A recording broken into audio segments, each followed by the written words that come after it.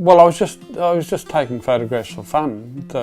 I like the idea of taking something home that I could spend a bit of time with, and just as a kid, Grand Prix at Pukekohe in 1964 when McLaren won, and somehow or another I got to the spot where he come in at the finish, and I'm standing there, and I was using my grandfather's little Penguin bellows camera.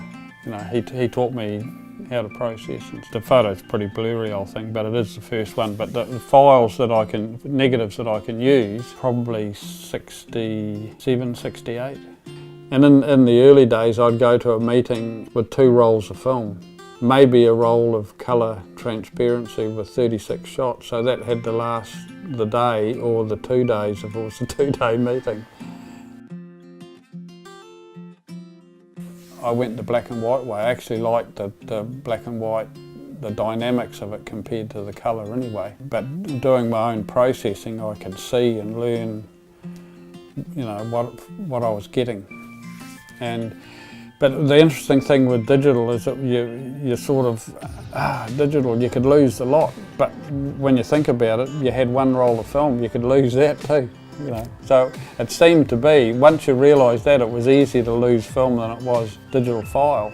So sweet after that. What's your favourite photo?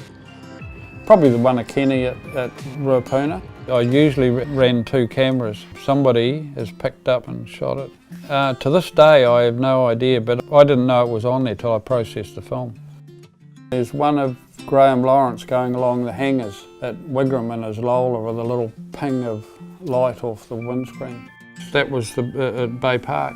That's Pacifics. They were just sweet little cars, and the first 2 or 3 years of the series out here, we got drivers with real ability. Not the 5000s weren't, but we ended up with the likes of KK Rosberg and another bunch of Australians with Larry Perkins. And it was just a good field and really competitive.